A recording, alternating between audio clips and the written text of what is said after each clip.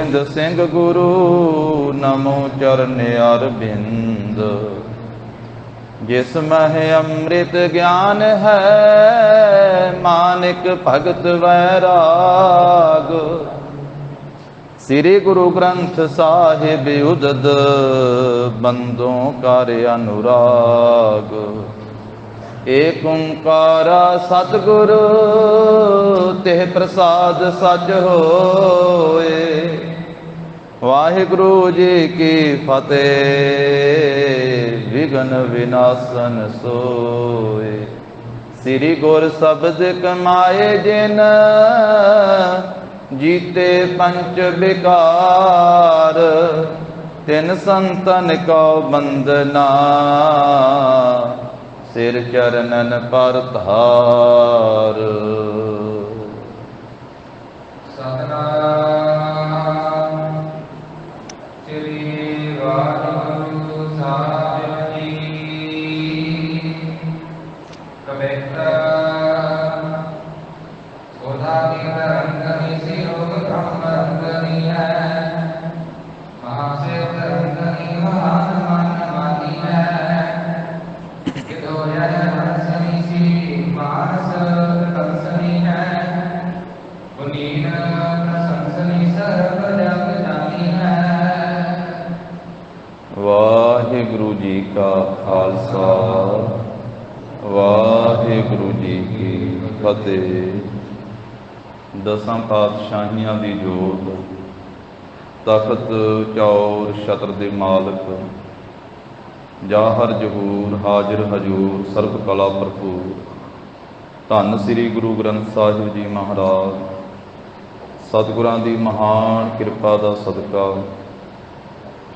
जगत गुरु जाहर पीर जगत गुर बाबा धन धन श्री गुरु नानक देव साहिब जी महाराज। सतगुरां दे महान पवित्र अस्थान सचखंड दरबार गुरुद्वारा श्री बेर साहिब जी विखे सतगुरां दे पावन दरबार दीआं हाजरियां भर रही गुरु की साजी नवाजी हुई साध संगत जीओ। महाराज साहब जी ने कृपा की है अपने अमृतमयी दर्शन बख्शिश कीते। सत संगत का अमोलक सुभागा समा गरीब नवाज सतगुरां दी दया दृष्टि दे नाल प्राप्त होया है। लड़ीवार रूप विच जगत गुरु जी का एक पवित्र इतिहास आप पढ़ सुन रहे हाँ। जिस प्रकार दे नाल साध संगत जी गरीब नवाज सतगुरु जी का आनंद कारज होया है। माता सुलखनी जी दे नाल विआह होने तो उपरंत सुल्तानपुर लोधी की धरती ते महाराज साहब जी कुछ दिन ठहरे। फिर पिता जी के कहण तो आप जी राय भोए की तलवंडी अपने नगर में पहुँचे हैं और एक महीना महाराज साहब जी अपने घर में रहे। अपने सत्कारयोग माता जी धन माता तृप्ता जी इन्हों मिले। पिता जी के पास अपने घर में रहना कीता।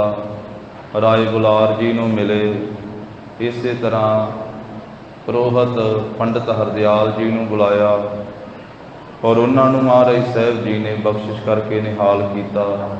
गुरु साहब जी को मिलने वास्ते गोपाल पांधा जी आए, वैद हरदास जी आए, इस तरह मौलवी कुतुबदीन वो भी आए। सबनों महाराज साहब जी ने दर्शन दे के उपदेश दे के निहाल किया। इस तरह बचपन के हाणी जिन्हां नाल मिल के गुरु जी खेडते रहे वो सारे मिलने वास्ते आए। तो जिन्ना चिर महाराज साहब जी एक महीना उत्ते रहे आ श्री ननकाना साहब की धरती ते जिसका उस मौके ते नाम सी पहला राय भोए की तलवंडी। तो सारा दिन हाणी गुरु साहब जी के पास बैठे रहिंदे, गुरु जी के दर्शन करते, महाराज साहब जी के अमृत बचन सरवण करते। और एक महीने तो बाद फिर सतगुरु जी जिवें सुल्तानपुर लोधी की धरती ते आए वो अज के प्रसंग में आवेगा। ये पूर्वार्ध का इस पवित्र ग्रंथ का 24वां अध्याय आरंभ करदे हुए हैं।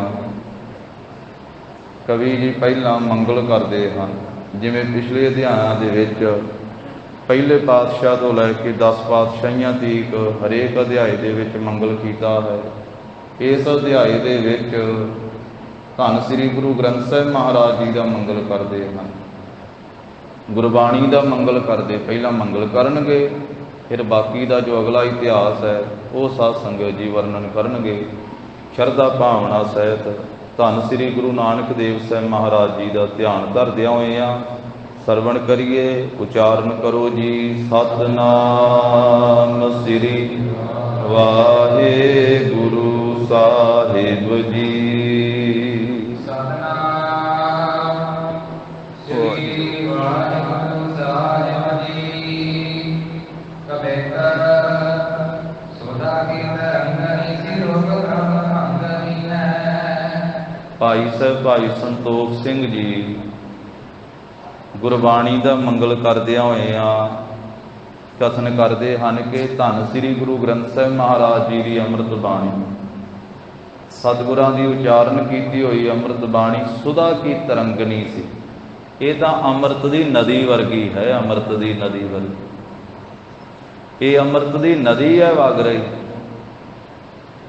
ਅੰਮ੍ਰਿਤ ਨਾਲ ਭਰੀ ਹੋਈ ਗੁਰੂ ਕੀ ਬਾਣੀ ਹੈ। ਇੱਕ ਇੱਕ ਸ਼ਬਦ, ਇੱਕ ਇੱਕ ਬਾਣੀ, ਇੱਕ ਇੱਕ ਅੱਖਰ ਇਹ ਅੰਮ੍ਰਿਤ ਨਾਲ ਭਰਿਆ ਹੋਇਆ ਹੈ।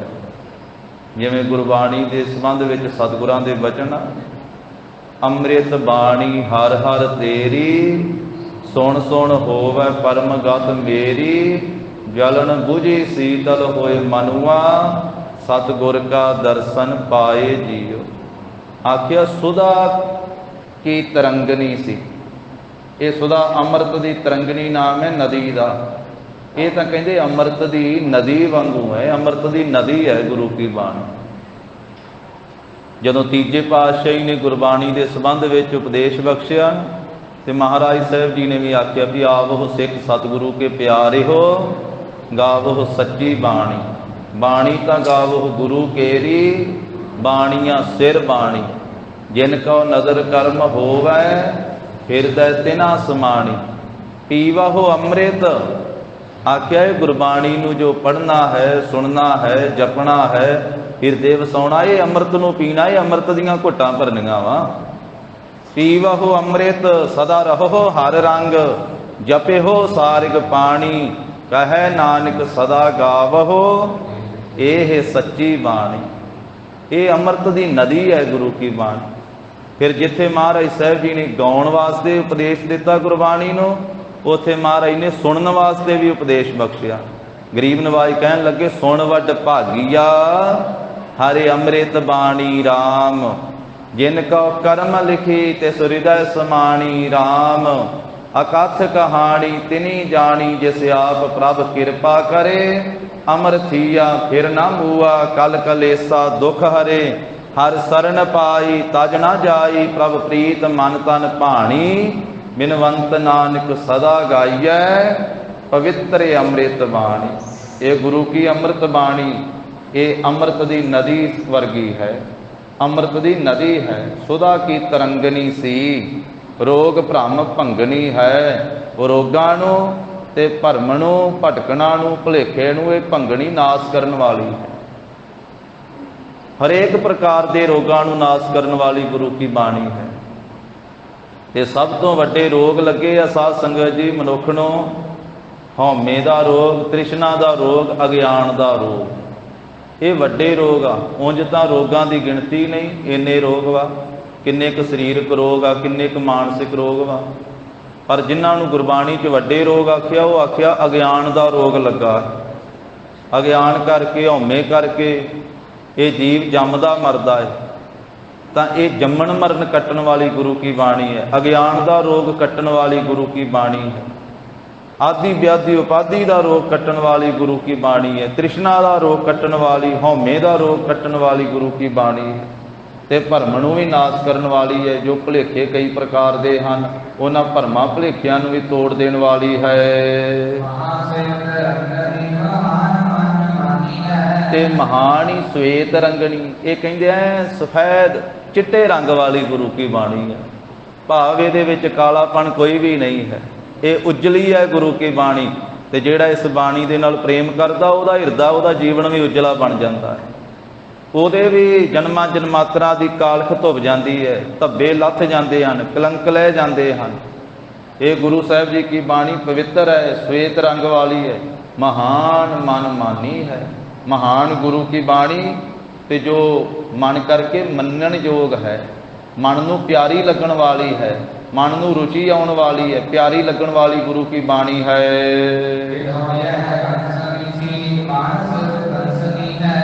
ਕਹਿੰਦੇ ਜਾਂ ਫਿਰ ਅਥਵਾ ਇਹ ਗੁਰੂ ਕੀ ਬਾਣੀ ਕਹਿੰਦੇ ਵੀ ਹੰਸਣੀ ਵਾਂਗੂ ਹੈ। ਜਿਵੇਂ ਮਾਨ ਸਰੋਵਰ ਦੇ ਉੱਤੇ ਹੰਸ ਹੰਸਣੀਆਂ ਹੁੰਦੇ ਹਨ, ਤੇ ਮਾਨ ਸਰੋਵਰ ਤਾਂ ਸ਼ੋਭਦਾ ਹੈ, ਉਹਦੇ ਉੱਤੇ ਹੰਸ ਵਾ, ਹੰਸਾਂ ਦੇ ਨਾਲ ਹੀ ਮਾਨ ਸਰੋਵਰ ਦੀ ਸ਼ੋਭਾ ਹੈ। ਜੇ ਮਾਨ ਸਰੋਵਰ ਦੇ ਉੱਤੇ ਹੰਸ ਨਾ ਹੋਣ ਤੇ ਮਾਨ ਸਰੋਵਰ ਦੀ ਉਨੀ ਸ਼ੋਭਾ ਨਹੀਂ ਬਣਦੀ। ਤਾਂ ਕਹਿੰਦੇ ਵੀ ਇਹ ਗੁਰੂ ਕੀ ਬਾਣੀ ਤਾਂ ਹੰਸਣੀ ਵਾਂਗੂ ਹੈ। ਭਾਵ ਕਿ ਜੋ ਸਤ ਸੰਗਤ ਹੈ ਇਹ ਮਾਨ ਸਰੋਵਰ ਦੀ ਤਰ੍ਹਾਂ ਹੈ, ਤੇ ਇਹਦੇ ਵਿੱਚ ਜੋ ਗੁਰਬਾਣੀ ਦਾ ਪ੍ਰਵਾਹ ਚੱਲਦਾ ਹੈ, ਗੁਰਬਾਣੀ ਹੰਸਾਂ ਵਾਂਗੂ ਹੈ। ਸਤ ਸੰਗਤ ਗੁਰਬਾਣੀ ਨਾਲ ਹੀ ਸ਼ੋਭਦੀ ਹੈ। ਸੰਗਤ ਦੇ ਵਿੱਚ ਜਦੋਂ ਗੁਰਬਾਣੀ ਦਾ ਪਾਠ ਹੁੰਦਾ ਹੈ, ਗੁਰਬਾਣੀ ਦਾ ਕੀਰਤਨ ਹੁੰਦਾ ਹੈ, ਗੁਰਬਾਣੀ ਦੀ ਕਥਾ ਵਿਆਖਿਆ ਹੁੰਦੀ ਹੈ, ਗੁਰਬਾਣੀ ਦਾ ਅਭਿਆਸ ਹੁੰਦਾ ਹੈ, ਤਾਂ ਇਹ ਸਤ ਸੰਗਤ ਰੂਪੀ ਮਾਨ ਸਰੋਵਰ ਨੂੰ ਸ਼ੋਭਨੀਕ ਕਰਨ ਵਾਲੀ ਇਹ ਗੁਰੂ ਕੀ ਬਾਣੀ ਹੰਸਨੀ ਦੀ ਤਰ੍ਹਾਂ ਹੈ। ਤੇ ਜੋ ਸਿਆਣੇ ਗੁਣੀ ਲੋਕ ਵਣ, ਵਿਦਵਾਨ ਲੋਕ, ਸਾਧੂ ਲੋਕ, ਮਹਾਂਪੁਰਖ, ਭਗਤ ਸੰਤ, ਉਹ ਗੁਣੀਆਂ ਨੇ ਪ੍ਰਸ਼ੰਸਾ ਕੀਤੀ ਹੈ ਇਸ ਬਾਣੀ ਦੀ। ਜਿਹੜੇ ਤੇ ਆ ਗੁਣੀ ਲੋਕ ਉਹ ਤਾਂ ਪ੍ਰਸ਼ੰਸਾ ਕਰਦੇ ਆ, ਤੇ ਜਿਹੜੇ ਗੁਣੀ ਨਹੀਂ ਗਏ ਉਹ ਨਿੰਦਿਆ ਵੀ ਕਰ ਦਿੰਦੇ, ਉਹ ਗੁਰਬਾਣੀ ਦੀ ਵੀ ਨਿੰਦਿਆ ਕਰ ਦਿੰਦੇ। ਤੇ ਜਿਹੜੇ ਗੁਣੀ ਲੋਕ ਵਾ ਨਾ ਉਹ ਤਾਂ ਫਿਰ ਸਿਫਤਾਂ ਕਰਦੇ ਗੁਰੂ ਕੀ ਬਾਣੀ ਦੀ, ਉਹ ਤੇ ਮਹਿਮਾ ਕਰਦੇ ਗੁਰੂ ਕੀ ਬਾਣੀ। ਜਿਹੜੇ ਕੋਈ ਜਾਣਕਾਰ ਹਨ, ਗੁਣੀਆਂ ਨੇ ਮਹਿਮਾ ਕਰਦਿਆਂ ਹੋਇਆਂ ਕਲਗੀਧਰ ਪਾਤਸ਼ਾਹ ਦੀ ਬਾਣੀ ਦੀ ਮਹਿਮਾ ਕੀਤੀ। ਕਹਿੰਦੇ ਵੀ ਕਵੀ ਤਾਂ ਅਨੇਕਾਂ ਹੋਏ ਆ ਸੰਸਾਰ ਦੇ ਵਿੱਚ ਤੇ ਹੋਣਗੇ ਵੀ, ਪਰ ਜਿੰਨੀ ਪ੍ਰਕਾਰ ਦੇ ਛੰਦ ਸ੍ਰੀ ਗੁਰੂ ਗੋਬਿੰਦ ਸਿੰਘ ਜੀ ਨੇ ਉਚਾਰ ਦਿੱਤੇ ਨਾ, ਤੇ ਜਿੰਨੇ ਪ੍ਰਕਾਰ ਦੇ ਰਾਗ ਮਹਾਰਾਜ ਸਾਹਿਬ ਨੇ ਆਪਣੀ ਬਾਣੀ ਦੇ ਵਿੱਚ ਜ਼ਿਕਰ ਕੀਤਾ ਹੈ, ਇੰਨੇ ਨਾ ਕੋਈ ਉਚਾਰ ਸਕਿਆ ਤੇ ਨਾ ਕੋਈ ਉਚਾਰੇਗਾ। ਕਿ ਇੱਕ ਇੱਕ ਅੱਖਰ ਦੇ ਉੱਤੇ ਵੀ ਛੰਦ ਉਚਾਰ ਦਿੱਤੇ ਕਲਗੀਧਰ ਪਾਤਸ਼ਾਹ ਜੀ ਨੇ ਆਪਣੀ ਬਾਣੀ ਦੇ ਵਿੱਚ। ਏਕ ਅਸ਼ਰੀ ਛੰਦ ਅਜੈ ਅਲੈ ਅਭੈ ਅਬੈ ਅਭੂ ਅਜੂ ਅਨਾਸ ਆਕਾਸ ਅਗੰਜ ਅਭੰਜ ਅਲਖ ਅਭਖ ਅਕਾਲ ਦਿਆਲ ਅਲੇਖ ਅਭੇਖ ਅਨਾਮ ਅਕਾਮ ਅਗਾਹ ਅਟਾਹ ਅਨਾਥੇ ਪ੍ਰਮਾਥੇ ਅਜੋਨੀ ਅਮੋਨੀ, ਨਾ ਰਾਗੇ ਨਾ ਰੰਗੇ ਨਾ ਰੂਪੇ ਨਾ ਰੇਖੇ ਅਕਰਮੰ ਅਭਰਮੰ ਅਗੰਜੇ ਅਲੇਖੇ। ਤੇ ਜਿਹੜੇ ਗੁਣੀ ਲੋਕ ਆ ਉਹ ਬੇਅੰਤ ਮਹਿਮਾ ਕਰਦੇ ਆ, ਪ੍ਰਸ਼ੰਸਾ ਕਰਦੇ ਗੁਰੂ ਕੀ ਬਾਣੀ ਦੀ, ਕਿ ਐਸੇ ਐਸੇ ਛੰਦ ਮਹਾਰਾਜ ਸਾਹਿਬ ਜੀ ਨੇ ਉਚਾਰਨ ਕੀਤੇ। ਤੇ ਧੰਨ ਸ੍ਰੀ ਗੁਰੂ ਗ੍ਰੰਥ ਸਾਹਿਬ ਮਹਾਰਾਜ ਜੀ ਦੀ ਅੰਮ੍ਰਿਤ ਬਾਣੀ ਦੀ ਮਹਿਮਾ ਕਰਦੇ ਕਿ ਕੈਸੀ ਸਤਿਗੁਰੂ ਜੀ ਨੇ ਅਮੋਲਕ ਇਹ ਕਿਆ ਸੋਹਣੀ ਸੁੰਦਰ ਬਾਣੀ ਉਚਾਰਨ ਕੀਤੀ ਹੈ ਸੰਸਾਰ ਦੇ ਭਲੇ ਵਾਸਤੇ, ਕਲਿਆਣ ਵਾਸਤੇ। ਕਹਿੰਦੇ ਗੁਣੀ ਲੋਕਾਂ ਨੇ ਪ੍ਰਸ਼ੰਸਾ ਕੀਤੀ ਹੈ ਇਸ ਧੁਰ ਕੀ ਬਾਣੀ ਦੀ, ਧੰਨ ਸ੍ਰੀ ਗੁਰੂ ਗ੍ਰੰਥ ਸਾਹਿਬ ਮਹਾਰਾਜ ਜੀ ਦੀ ਬਾਣੀ ਦੀ, ਦਸਮ ਮਹਾਰਾਜ ਜੀ ਦੀ ਬਾਣੀ ਦੀ। ਸਰਬ ਜਗ ਜਾਨੀ ਹੈ, ਤੇ ਇਹ ਗੁਰੂ ਕੀ ਬਾਣੀ ਸਾਰੇ ਜੱਗ ਵਿੱਚ ਜਾਣੀ ਗਈ ਹੈ। ਸਾਰੇ ਜੱਗ ਦੇ ਵਿੱਚ ਜਾਣੀ ਜਾਣ ਵਾਲੀ ਇਹ ਗੁਰੂ ਕੀ ਬਾਣੀ। ਇਹ ਲੁਕੀ ਛਿਪੀ ਹੋਈ ਗੁਰਬਾਣੀ ਨਹੀਂ ਹੈ, ਸਾਰੇ ਜੱਗ ਨੇ ਜਾਣੀ ਹੈ। ਸਾਰੇ ਜੱਗ ਦੇ ਵਿੱਚ ਗੁਰਬਾਣੀ ਦੀ ਮਹਿਮਾ, ਕਿਉਂਕਿ ਧੰਨ ਸ੍ਰੀ ਗੁਰੂ ਗੋਬਿੰਦ ਸਿੰਘ ਮਹਾਰਾਜ ਜੀ ਨੇ ਇਸ ਗੁਰਬਾਣੀ ਨੂੰ ਗੁਰਤਾ ਗੱਦੀ ਦਿੰਦਿਆਂ ਹੋਇਆਂ ਇਹ ਬਚਨ ਕਹਿ ਦਿੱਤੇ, ਆਗਿਆ ਭਈ ਅਕਾਲ ਕੀ ਤਬੈ ਚਲਾਇਓ ਪੰਥ, ਸਭ ਸਿੱਖਣ ਕੋ ਹੁਕਮ ਹੈ ਗੁਰੂ ਮਾਨਿਓ ਗ੍ਰੰਥ। ਇਸ ਕਰਕੇ ਸਾਰਾ ਜੱਗ ਗੁਰੂ ਕਰਕੇ ਮੰਨਦਾ ਹੈ ਗੁਰਬਾਣੀ। ਇਹ ਜੱਗ ਦੀ ਗੁਰੂ ਹੈ ਗੁਰੂ ਕੀ ਬਾਣੀ, ਸਤਿਗੁਰੂ ਹੈ, ਤਖਤ ਚੌਰ ਛਤਰ ਦੇ ਮਾਲਕ ਹਨ ਸ੍ਰੀ ਗੁਰੂ ਗ੍ਰੰਥ ਸਾਹਿਬ ਜੀ ਮਹਾਰਾਜ। ਔਰ ਇਸੇ ਬਾਣੀ ਨੂੰ ਆਖਿਆ ਹੈ ਪੰਜਵੇਂ ਸਰੂਪ ਦੇ ਵਿੱਚ, ਧੁਰ ਕੀ ਬਾਣੀ ਆਈ ਤਿਨ ਸਗਲੇ ਚਿੰਤ ਮਿਟਾਈ, ਦਇਆਲ ਪੁਰਖ ਮਿਹਰਵਾਨਾ ਹਰ ਨਾਨਕ ਸਾਚ ਵਖਾਨਾ। ਇਸੇ ਬਾਣੀ ਨੂੰ ਪਹਿਲੇ ਸਰੂਪ ਵਿੱਚ ਆਖਿਆ ਹੈ। ਭਾਈ ਲਾਲੋ ਜੀ ਸਾਹਮਣੇ ਬੈਠੇ ਹੋਏ ਤੇ ਧੰਨ ਸ੍ਰੀ ਗੁਰੂ ਨਾਨਕ ਦੇਵ ਸਾਹਿਬ ਮਹਾਰਾਜ ਕਹਿੰਦੇ, ਜੈਸੀ ਮੈਂ ਆਵੈ ਖਸਮ ਕੀ ਬਾਣੀ ਤੈਸੜਾ ਕਰੀ ਗਿਆਨ ਵੇ ਲਾਲੋ। ਇਸੇ ਬਾਣੀ ਨੂੰ ਮਹਾਰਾਜ ਸਾਹਿਬ ਜੀ ਨੇ ਆਖਿਆ, ਹਉ ਆਪਹੁ ਬੋਲ ਨਾ ਜਾਣਦਾ, ਮੈਂ ਕਹਿਆ ਸਭ ਹੁਕਮ ਆਓ ਜੀਓ। ਮਹਾਨ ਮਹਿਮਾ ਕਰਦੇ ਹੋਏ ਇਸ ਬਾਣੀ ਦੇ ਸੰਬੰਧ ਵਿੱਚ ਹੀ ਉਚਾਰਨ ਕੀਤਾ, ਵਾਹੋ ਵਾਹੋ ਬਾਣੀ ਨਿਰੰਕਾਰ ਹੈ, ਇਸ ਜੇ ਵੱਡੇ ਅਵਰ ਨਾ ਕੋਏ। ਵਾਹੋ ਵਾਹੋ ਅਗਮੇ ਅਥਾਹੋ ਹੈ, ਵਾਹੋ ਵਾਹੋ ਸੱਚਾ ਸੋਏ। ਇਸੇ ਬਾਣੀ ਨੂੰ ਹੀ ਆਖਿਆ ਸਤਿਗੁਰੂ ਜੀ ਨੇ, ਸਾਰੇ ਹੀ ਜਪ ਲਈਏ, ਸਾਰੇ ਹੀ ਹਾਜ਼ਰੀ ਲਾ ਲਈਏ, ਰਸਨਾ ਪਵਿੱਤਰ ਕਰ ਲਈਏ। ਬਾਣੀ ਗੁਰੂ ਗੁਰੂ ਹੈ ਬਾਣੀ, ਬਾਣੀ ਗੁਰੂ ਗੁਰੂ ਹੈ ਬਾਣੀ। ਉੱਚੀ ਸੁਰ ਚ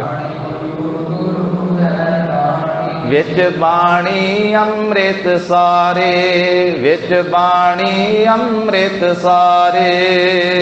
ਬਾਣੀ ਅੰਮ੍ਰਿਤ ਸਾਰੇ, ਵਿੱਚ ਬਾਣੀ ਅੰਮ੍ਰਿਤ ਸਾਰੇ। ਗੁਰਬਾਣੀ ਕਹੈ ਸੇਵਕ ਜਨ ਮਾਨੈ, ਗੁਰਬਾਣੀ ਕਹੈ ਸੇਵਕ ਜਨ ਮਾਨੈ। ਗੁਰਬਾਣੀ ਕਹੈ ਸੇਵਕ ਜਨ ਮਾਨੈ, ਗੁਰਬਾਣੀ ਕਹੈ ਸੇਵਕ ਜਨ ਮਾਨੈ। ਪ੍ਰਤੱਖ ਗੁਰੂ ਨਿਸਤਾਰੇ, ਪ੍ਰਤੱਖ ਗੁਰੂ ਨਿਸਤਾਰੇ। ਪ੍ਰਤੱਖ ਗੁਰੂ ਨਿਸਤਾਰੇ, ਪ੍ਰਤੱਖ ਗੁਰੂ ਨਿਸਤਾਰੇ। ਮਹਾਨ ਮਹਿਮਾ ਇਸ ਬਾਣੀ ਦੀ ਹੈ। ਭਾਈ ਸੰਤੋਖ ਸਿੰਘ ਜੀ ਕਹਿੰਦੇ, ਸਰਬ ਜਗ ਜਾਨੀ ਹੈ, ਸਾਰੇ ਜਗ ਵਿੱਚ ਜਾਣੀ ਗਈ ਹੈ ਇਹ ਗੁਰੂ ਕੀ ਬਾਣੀ। ਗੁਣੀ ਜਨਾਂ ਨੇ ਪ੍ਰਸ਼ੰਸਾ ਕੀਤੀ ਹੈ ਇਸ ਬਾਣੀ ਦੀ। ਭਾਈ ਗੁਰਦਾਸ ਸਾਹਿਬ ਜੀ ਆ ਗੁਣੀ ਜਨ, ਭਾਈ ਗੁਰਦਾਸ ਸਾਹਿਬ ਜੀ ਨੇ ਕਿੰਨੀ ਪ੍ਰਸ਼ੰਸਾ ਕੀਤੀ ਹੈ ਧੁਰ ਕੀ ਬਾਣੀ ਦੀ, ਬੇਅੰਤੀ ਮਹਿਮਾ ਕੀਤੀ ਉਹਨਾਂ ਨੇ ਆਪਣੀ ਰਚਨਾ ਦੇ ਵਿੱਚ ਗੁਰਬਾਣੀ ਦੀ। ਔਰ ਸਾਧ ਸੰਗਤ ਜੀ, ਗਰੀਬ ਨਵਾਜ ਸੱਚੇ ਪਾਤਸ਼ਾਹ ਧੰਨ ਸ੍ਰੀ ਗੁਰੂ ਅਰਜਨ ਦੇਵ ਸਾਹਿਬ ਮਹਾਰਾਜ ਜੀ ਨੇ ਸੱਚਖੰਡ ਸ੍ਰੀ ਹਰਿਮੰਦਰ ਸਾਹਿਬ ਜੀ ਦੇ ਵਿੱਚ ਪਹਿਲਾ ਪ੍ਰਕਾਸ਼ ਕਰਵਾਇਆ। ਸਾਰੀ ਬਾਣੀ ਨੂੰ ਭਾਈ ਗੁਰਦਾਸ ਸਾਹਿਬ ਜੀ ਤੋਂ ਲਿਖਵਾ ਕਰਕੇ ਬਿਕਰਮੀ ਸੰਮਤ 1661 ਭਾਦਰੋਂ ਸੁਦੀ ਏਕਮ ਵਾਲੇ ਦਿਹਾੜੇ ਤੇ, ਇਹ ਸੁਦੀ ਏਕਮ ਦਾ ਦਿਨ ਹੁੰਦਾ ਵਾ ਮੱਸਿਆ ਤੋਂ ਅਗਲੇ ਦਿਨ, ਭਾਦਰੋਂ ਦਾ ਮਹੀਨਾ ਤੇ ਮੱਸਿਆ ਤੋਂ ਅਗਲੇ ਦਿਨ ਮਹਾਰਾਜ ਸਾਹਿਬ ਜੀ ਨੇ ਸੱਚਖੰਡ ਸ੍ਰੀ ਹਰਿਮੰਦਰ ਸਾਹਿਬ ਜੀ ਦੇ ਵਿੱਚ ਪਹਿਲਾ ਪ੍ਰਕਾਸ਼ ਕਰਵਾਇਆ। ਇਹ ਦਿਨ ਆ ਰਿਹਾ ਸਾਧ ਸੰਗਤ ਜੀ ਜੋ ਮੱਸਿਆ ਆ ਰਹੀ ਹੈ, ਕੱਲ ਨੂੰ 14 ਦਾ ਦਿਹਾੜਾ ਹੈ ਔਰ ਪਰਸੋਂ ਨੂੰ ਮੱਸਿਆ ਦਾ ਦਿਹਾੜਾ ਹੈ 27 ਤਰੀਕ ਨੂੰ। ਉਹਦੇ ਤੋਂ ਅਗਲਾ ਦਿਨ ਹੈ ਜੋ 28 ਤਰੀਕ ਨੂੰ ਸ੍ਰੀ ਗੁਰੂ ਗ੍ਰੰਥ ਸਾਹਿਬ ਜੀ ਦਾ ਪਹਿਲਾ ਪ੍ਰਕਾਸ਼ ਦਿਹਾੜਾ, ਇਹ ਗੁਰਪੁਰਬ ਆ ਰਿਹਾ ਜੋ ਵਿਸ਼ੇਸ਼ ਕਰਕੇ ਸੱਚਖੰਡ ਸ੍ਰੀ ਹਰਿਮੰਦਰ ਸਾਹਿਬ ਦੇ ਵਿੱਚ ਮਨਾਇਆ ਜਾਂਦਾ ਹੈ। ਔਰ ਸ੍ਰੀ ਰਾਮਸਰ ਸਾਹਿਬ ਵਾਲੇ ਅਸਥਾਨ ਤੋਂ ਜਿਵੇਂ ਨਗਰ ਕੀਰਤਨ ਸੱਜਦੇ ਹਨ, ਇਹ 28 ਤਰੀਕ ਨੂੰ ਪਵਿੱਤਰ ਦਿਹਾੜਾ ਆ ਰਿਹਾ। ਜਿਸ ਵੇਲੇ ਸਤਿਗੁਰੂ ਗਰੀਬ ਨਵਾਜ ਸਾਹਿਬ ਜੀ ਨੇ ਇਹ ਪਹਿਲਾ ਪ੍ਰਕਾਸ਼ ਕਰਵਾਇਆ ਸੀ ਤਾਂ ਭਾਈ ਸਾਹਿਬ ਕਹਿੰਦੇ ਸਾਰੇ ਜੱਗ ਵਿੱਚ ਜਾਣੀ ਗਈ ਇਹ ਗੁਰੂ ਕੀ ਬਾਣੀ ਹੈ।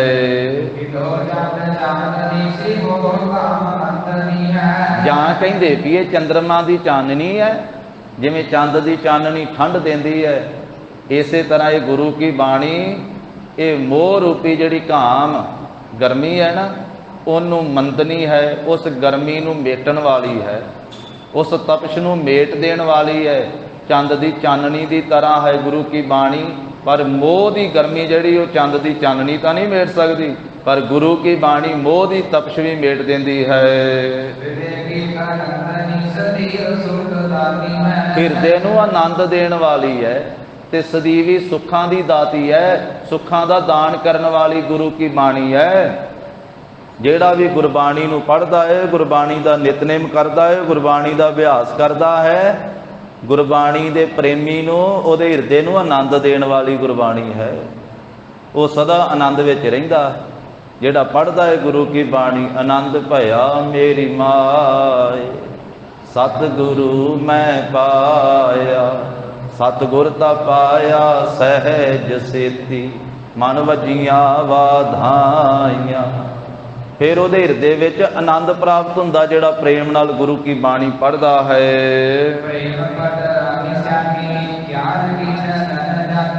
ਕਹਿੰਦੇ ਕਿ ਜਾਣੋ ਜੇ ਪ੍ਰੇਮ ਹੈ ਨਾ, ਇਹ ਪ੍ਰੇਮ ਰੂਪੀ बादशाह दी ये पटरानी है सियाणी गुरु की बाणी। जो गुरु की बाणी जिहड़ा प्रेम है कहंदे वो भी गुरबाणी नाल ही शोभदा है भाई। प्रेम दी ये पटरानी है। और ज्ञान की जनन जानी ते ज्ञान दी ये माता है गुरबाणी। क्योंकि गुरबाणी नाल जुड़ जाइए तो ज्ञान प्राप्त हो जाता है।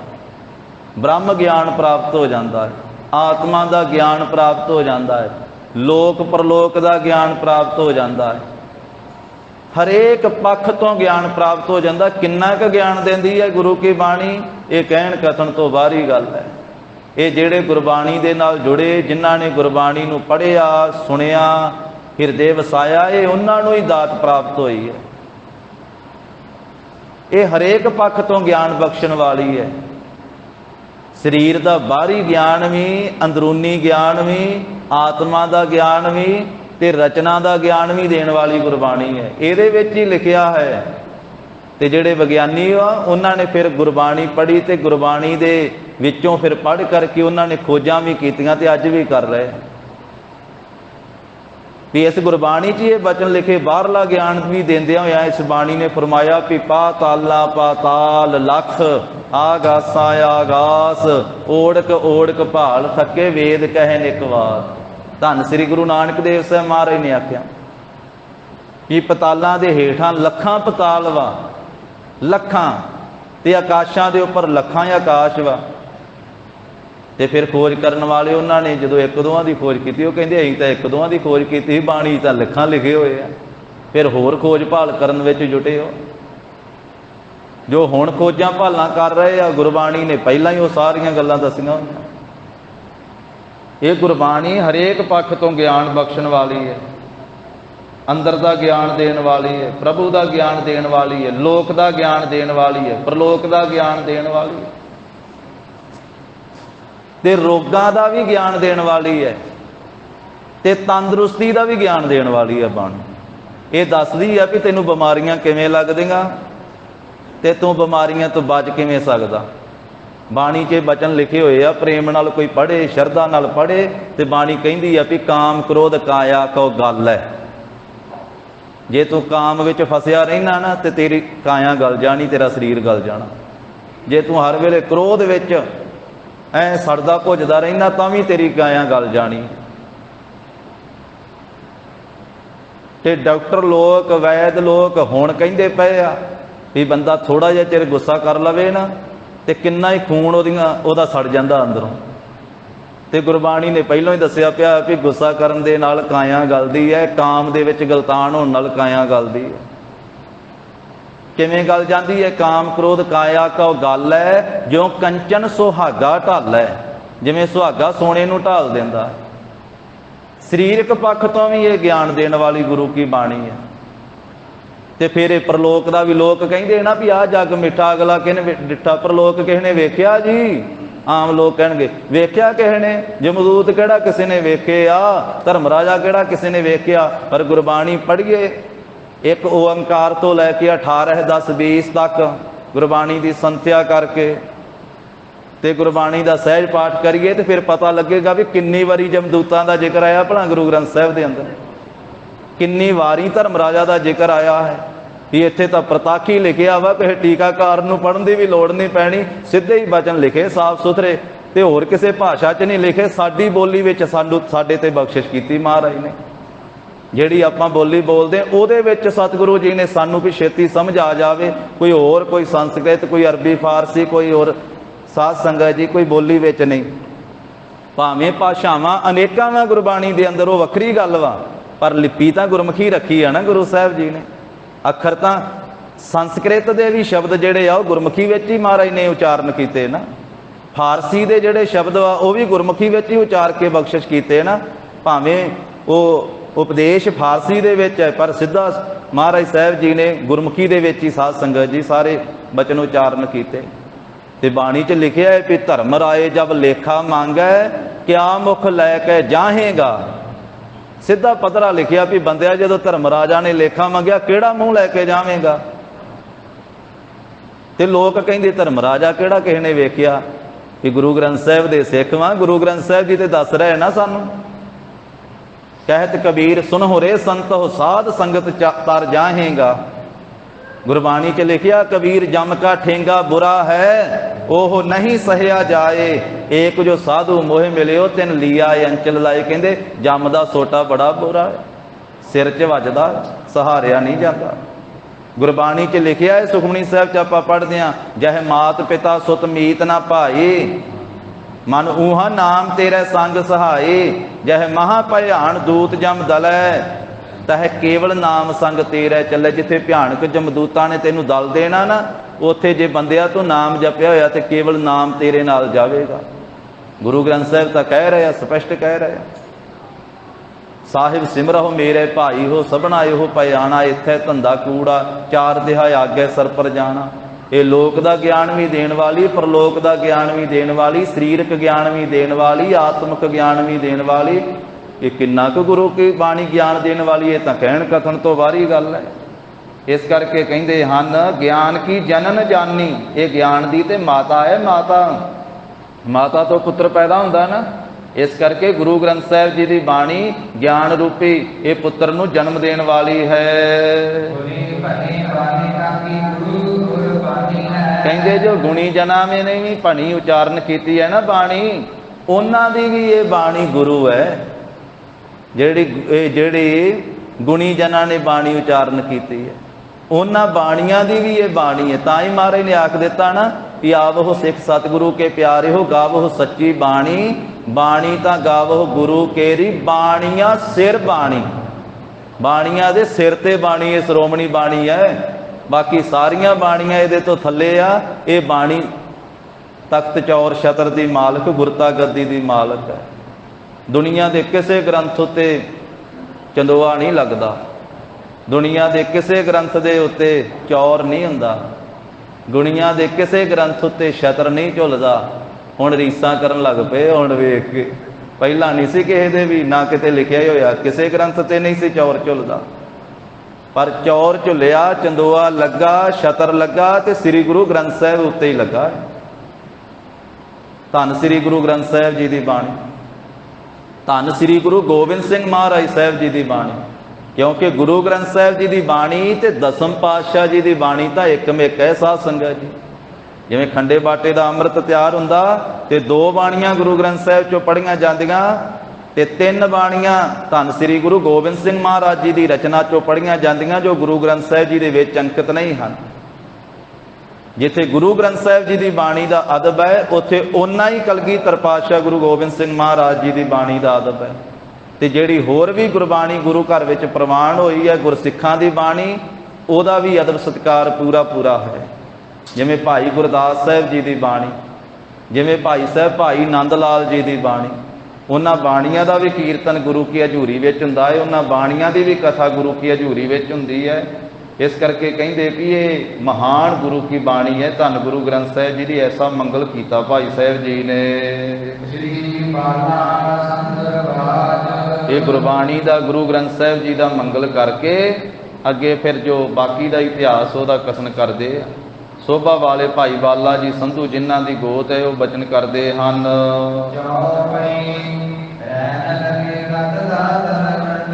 मुक्ति दे दाते धन श्री गुरु नानक देव साहब जी इस तरह राय भोए की तलवंडी विच रहन लगे, जिन्हां दी कीरते घर घर विच मंडी है, घर घर दे विच हो रही है, घर घर दे विच शोभा है, घर घर बाबा गावी है।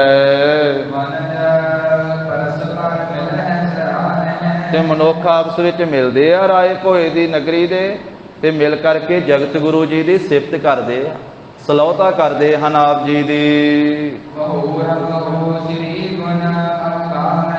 वार वार श्री गुरु जी के गुणों का जिक्र करते हैं, विचार करते हैं श्री गुरु जी के गुणों की। कहते धन श्री गुरु नानक देव साहब महाराज जी के बचन बड़े मिठे, श्री नानक जी बहुत मिठा बोलते हैं, जिन्हां दा सुभाव बड़ा सोहना है, बहुत कोमल सुभाव है। राय भोए दी तलवंडी दे लोग इस तरह शोभा करते हैं, घर घर विच इस तरह बाबा जी की महिमा हो रही है। कहते हंकार तो आदक लै करके जिहड़े कुकर्म वा ਉਹ ਤਾਂ ਇਹਨਾਂ ਵਿੱਚ ਹੈਗੇ ਹੀ ਨਹੀਂ। ਗੁਰ ਉਦਾਰ ਮਤ ਸੰਤ ਸੁਸ਼ੀਲਾ। ਇਹਨਾਂ ਦਾ ਹਿਰਦਾ ਬੜਾ ਸਖੀ ਹੈ, ਬਹੁਤ ਦਾਨੀ ਸੁਭਾਅ ਹੈ, ਉਦਾਰ ਹਨ, ਦਾਤੇ ਹਨ, ਤੇ ਮਤ ਇਹਨਾਂ ਦਾ ਸੰਤਾਂ ਵਾਲਾ ਹੈ, ਸੁਸ਼ੀਲ ਸੀਤਲ ਸੁਭਾਅ ਹੈ, ਔਰ ਇਹਨਾਂ ਦਾ ਸੰਤ ਮਤ ਹੈ। ਕਰੁਣਾਵਾਨ ਸਰੂਪ ਸੁਸ਼ੀਲਾ। ਤੇ ਬਹੁਤਾ ਹੀ ਸੋਹਣਾ ਇਹਨਾਂ ਦਾ ਛੱਬੀ ਵਾਲਾ, ਬਹੁਤ ਹੀ ਸੋਭਾ ਵਾਲਾ ਸਰੂਪ ਹੈ।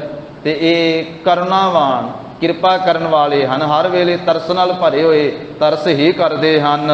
ਵਿਸ਼ੇ ਵਾਸਨਾ ਕੀ ਕਰਨਾਸੀ। ਕਹਿੰਦੇ ਵਿਸ਼ੇ ਵਿਕਾਰਾਂ ਦੀ, ਵਿਸ਼ਿਆਂ ਦੀ ਵਾਸ਼ਨਾ ਦੀ ਜਿਹੜੀ ਜੜ ਹੈ ਉਹ ਤੇ ਇਹਨਾਂ ਦੇ ਅੰਦਰ ਹੈਗੀ ਨਹੀਂ।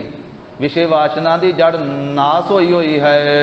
ਹਰਿ ਸ਼ੋਕ ਤੇ ਦਾਸੀ। ਧੰਨ ਸ੍ਰੀ ਗੁਰੂ ਨਾਨਕ ਦੇਵ ਸਾਹਿਬ ਮਹਾਰਾਜ ਜੀ ਦਾ ਹਿਰਦਾ ਹਰਖ ਤੇ ਸ਼ੋਕ ਤੋਂ ਰਹਿਤ ਹੈ। ਇਹਨਾਂ ਦੇ ਹਿਰਦੇ ਦੇ ਵਿੱਚ ਨਾ ਤੇ ਹਰਖ ਹੈ ਤੇ ਨਾ ਸੋਗ ਹੈ। ਆਏ ਪਦਾਰਥ ਦੀ ਖੁਸ਼ੀ ਨਹੀਂ ਤੇ ਗਏ ਦਾ ਦੁੱਖ ਨਹੀਂ ਇਹਨਾਂ ਨੂੰ। ਇਹ ਸੁੱਖ ਦੁੱਖ ਤੋਂ ਰਹਿਤ, ਖੁਸ਼ੀ ਗਮੀ ਤੋਂ ਰਹਿਤ, ਐਸੀ ਇਹਨਾਂ ਦੀ ਉਦਾਸੀ ਵਾਲੀ, ਉਪਰਾਮਤਾ ਵਾਲੀ ਅਵਸਥਾ ਹੈ।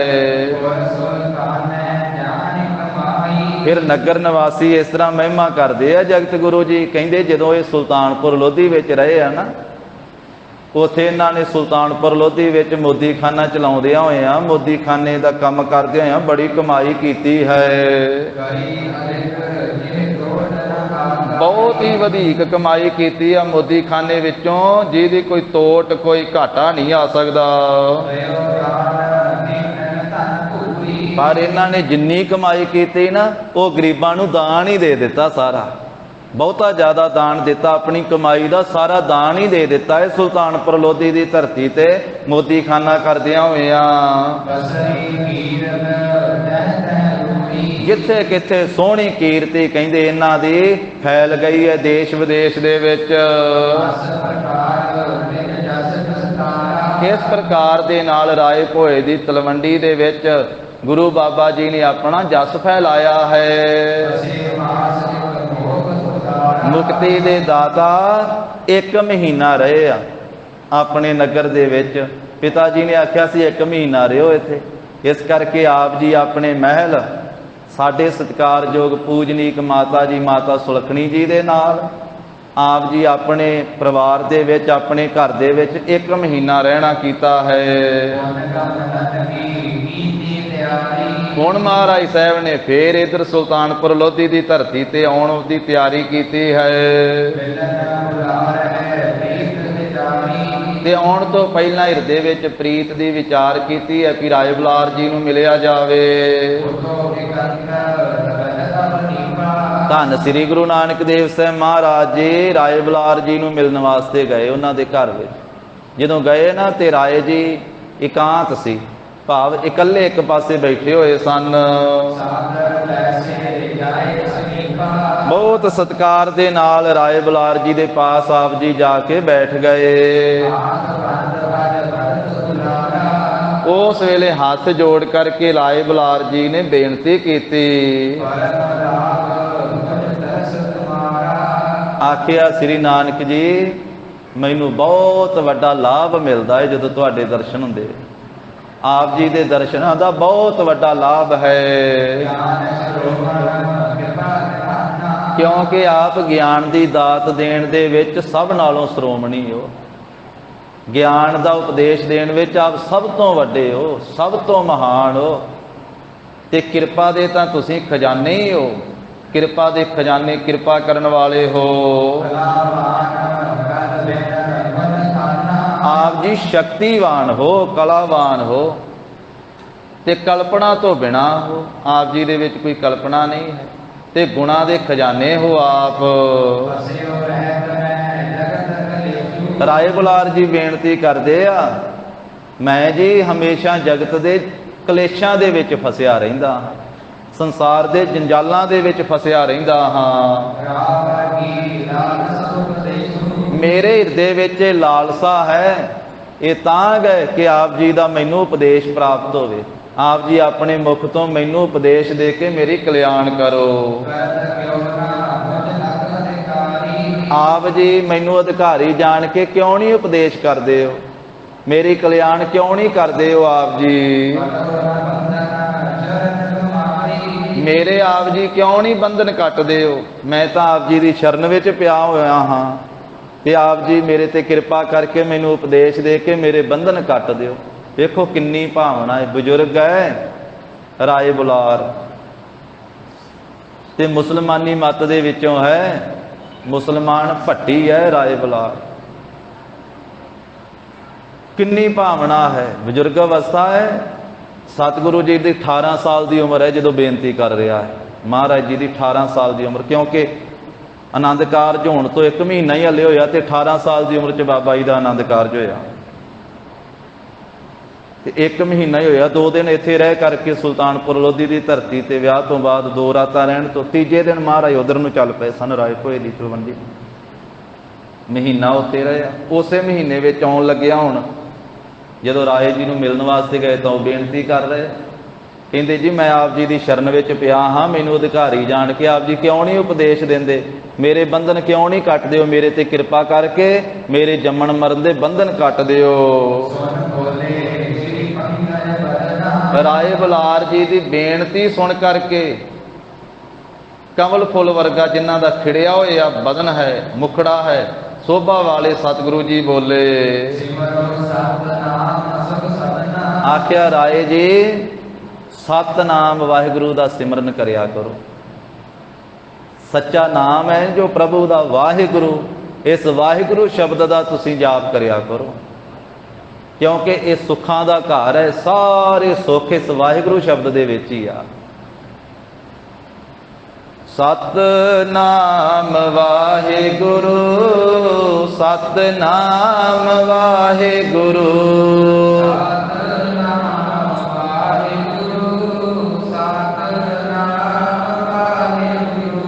सतनाम वाहिगुरु, सतनाम वाहिगुरु,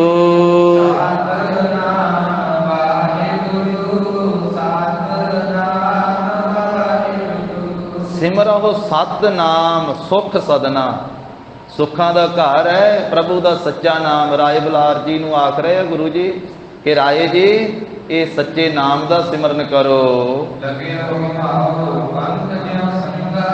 कहन लगे जे तुसीं ये नाम का सिमरन करोगे ना, जिवें हमायूं पंछी दे खंभ जिस तीर दे नाल लाए जान, जड़तकारी की जाए जिस तीर दे नाल हमायूं पंछी दे खंभ लग जान,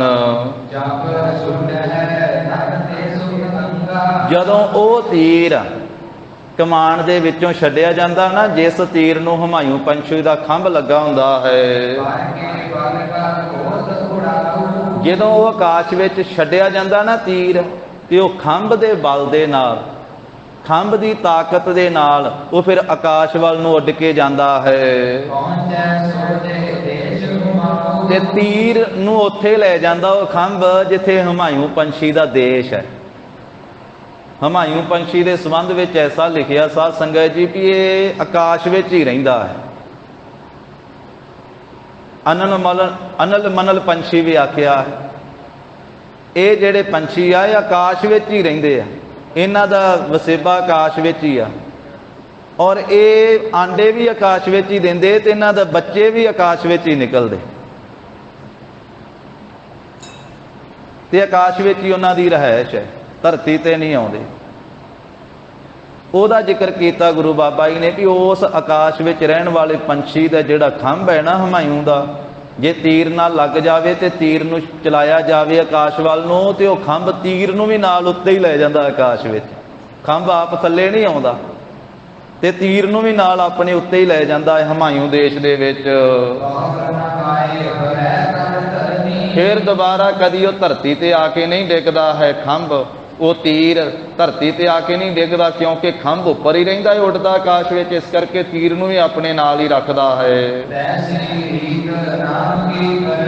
इसे तरह राय जी नाम दी भी मर्यादा यही वर्णन की है। जेड़े जीव एक चित्त हो करके एकाग्र चित्त दे नाल दिने रात ਵਾਹਿਗੁਰੂ ਨਾਮ ਨੂੰ ਜਪਦੇ, ਪਰਮੇਸ਼ਰ ਦੇ ਨਾਮ ਦਾ ਸਿਮਰਨ ਕਰਦੇ ਹਨ। ਜਦੋਂ ਉਹਨਾਂ ਦੀ ਦੇਹ ਛੁੱਟਦੀ ਹੈ ਨਾ ਨਾਮ ਜਪਣ ਵਾਲਿਆਂ ਦੀ ਰਾਏ ਜੀ, ਫਿਰ ਉਹਨਾਂ ਦੀ ਰੂਹ ਦੇ ਨਾਲ ਨਾਮ ਜਾਂਦਾ ਹੈ, ਅਥਵਾ ਨਾਮ ਉਹਨਾਂ ਦੀ ਰੂਹ ਨੂੰ ਆਪਣੇ ਨਾਲ ਲੈ ਜਾਂਦਾ ਹੈ। ਕਿਉਂਕਿ ਨਾਮ ਦੇ ਨਾਲ ਜੁੜ ਗਈ ਉਹਨਾਂ ਦੀ ਆਤਮਾ। ਜਿਵੇਂ ਹਮਾਯੂ ਪੰਛੀ ਦੇ ਖੰਭ ਦੇ ਨਾਲ ਤੀਰ ਜੋੜ ਦਿੱਤਾ ਗਿਆ, ਤੇ ਉਹ ਖੰਭ ਤੀਰ ਨੂੰ ਵੀ ਨਾਲ ਲੈ ਗਿਆ। ਤੇ ਜਿਨ੍ਹਾਂ ਨੇ ਨਾਮ ਜਪਿਆ, ਤੇ ਫਿਰ ਜਿੱਥੇ ਸੱਚਖੰਡ ਦੇ ਵਿੱਚ ਨਾਮੀ ਦਾ ਦੇਸ਼ ਹੈ ਨਾ, ਨਾਮੀ ਜੀ ਦਾ ਨਾਮ ਜਪਿਆ ਜਾਂਦਾ ਹੈ। ਜਹ ਨਾਮੀ ਕੋ ਦੇਸ਼ ਸੁਹਾਵਣ, ਸੋਭਨੀਕ ਦੇਸ਼ ਹੈ, ਸੱਚਖੰਡ ਦਰਬਾਰ ਹੈ ਜਿੱਥੇ ਪ੍ਰਭੂ ਦਾ। ਫਿਰ ਨਾਮ ਨਾਮੀ ਦੇ ਦੇਸ਼ ਵਿੱਚ ਲੈ ਜਾਂਦਾ ਹੈ ਜੀਵ ਦੀ ਆਤਮਾ ਨੂੰ। ਬਿਨਾਂ ਦੇਰੀ ਤੋਂ ਜੀਵ ਦੀ ਰੂਹ ਨੂੰ ਨਾਮ ਨਾਮੀ ਦੇ ਦੇਸ਼ ਦੇ ਵਿੱਚ ਪਹੁੰਚਾ ਦਿੰਦਾ ਹੈ। ਨਾਮ ਜਪਣ ਵਾਲਾ ਜਦੋਂ ਸਰੀਰ ਤਿਆਗਦਾ, ਸਰੀਰ ਉਹਦਾ ਇੱਥੇ, ਉਹ ਤਾਂ ਸ਼ਮਸ਼ਾਨ ਘਾਟ ਵਿੱਚ ਜਾਵੇਗਾ, ਤੇ ਆਤਮਾ ਉਹਦੀ ਸੱਚਖੰਡ ਵਿੱਚ ਚਲੇ ਜਾਵੇਗੀ, ਜਿਹਨੇ ਦਿਨੇ ਰਾਤ ਭਾਵਨਾ ਨਾਲ ਨਾਮ ਜਪਿਆ। ਕਿਉਂਕਿ ਨਾਮ ਨਾਮੀ ਦੇ ਦੇਸ਼ ਦੇ ਵਿੱਚ ਲੈ ਕੇ ਜਾਵੇਗਾ, ਵਾਹਿਗੁਰੂ ਦੇ ਘਰ ਦੇ ਵਿੱਚ, ਵਾਹਿਗੁਰੂ ਦੇ ਦੇਸ਼ ਦੇ ਵਿੱਚ ਲੈ ਜਾਵੇਗਾ। ਸੱਚਖੰਡ ਵਸੈ ਨਿਰੰਕਾਰ, ਜਿੱਥੇ ਸੱਚਖੰਡ ਦੇ ਵਿੱਚ ਨਿਰੰਕਾਰ ਦਾ ਵਾਸਾ ਹੈ, ਪ੍ਰਭੂ ਦਾ ਵਾਸਾ। ਉਸ ਦਰਬਾਰ ਦੇ ਵਿੱਚ ਪ੍ਰਭੂ ਦਾ ਨਾਮ ਜੀਵ ਨੂੰ ਲੈ ਕੇ ਜਾਵੇਗਾ।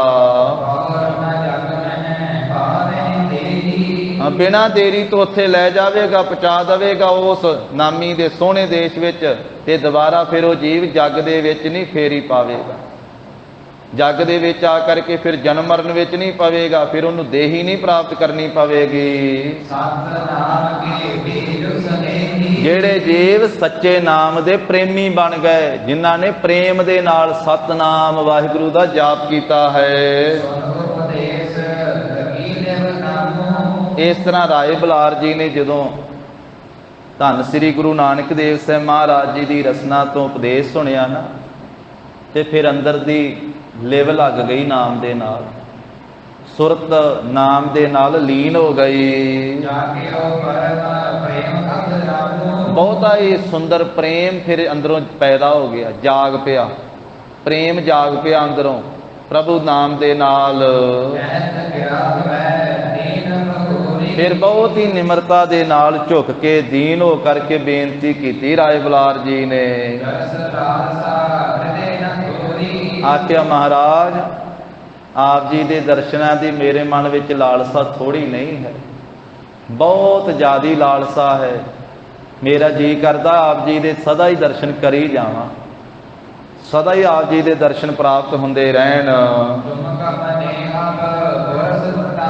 ਤੇ ਤੁਸੀਂ ਹੁਣ ਜਾ ਰਹੇ ਹੋ ਸੁਲਤਾਨਪੁਰ ਲੋਧੀ ਦੇ ਵਿੱਚ, ਤੁਸੀਂ ਸੁਲਤਾਨਪੁਰ ਲੋਧੀ ਦੀ ਧਰਤੀ ਤੇ ਚੱਲੇ ਹੋ, ਤੇ ਮੈਨੂੰ ਆਪ ਜੀ ਦੇ ਵਿਛੋੜੇ ਦਾ ਬਹੁਤ ਜ਼ਿਆਦਾ ਕਸ਼ਟ ਹੋਵੇਗਾ, ਵੱਡਾ ਭਾਰੀ ਵਿਛੋੜੇ ਦਾ ਦੁੱਖ ਹੋਵੇਗਾ।